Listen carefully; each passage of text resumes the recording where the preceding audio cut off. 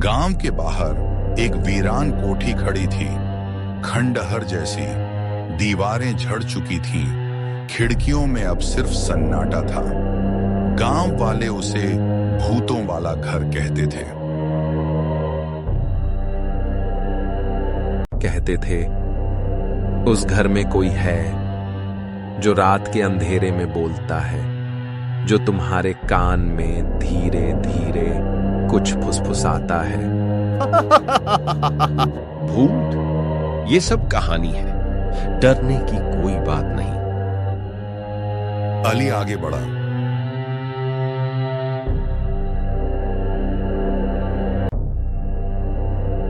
लेकिन पहली ही रात जब अली कोठी के पास से गुजरा, उसे किसी ने पुकारा, अली अली अली। आवाज बहुत धीमी थी, मगर अजीब तरह से जानी पहचानी। वो रुक गया, पलटा, पीछे कोई नहीं था। फिर कोठी की टूटी खिड़की में एक साया हिला। अली की रूह कांप गई। मैंने कुछ देखा था या मेरा वहम था? आज रात मैं उस कोठी के अंदर जाऊंगा। सच क्या है अब देखना पड़ेगा।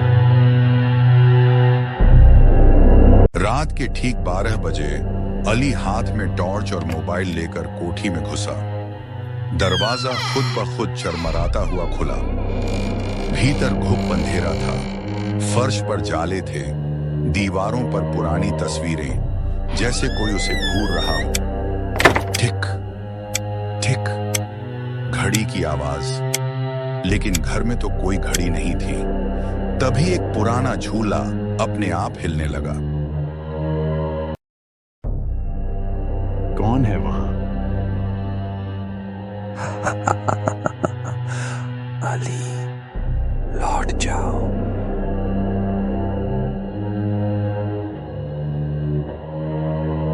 अली चलते हुए दूसरे कमरे में गया, जहां एक आईना रखा था।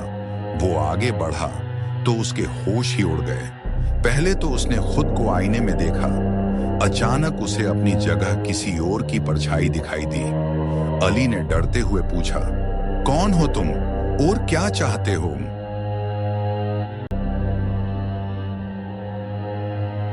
अली जाने लगा तो फिर आवाज आई, रुको अली, क्या हुआ, कहां जा रहे हो? आवाज आई तो अली रुक गया, क्योंकि वो जान गया था ये किसकी आवाज है। वो बहुत दुखी था।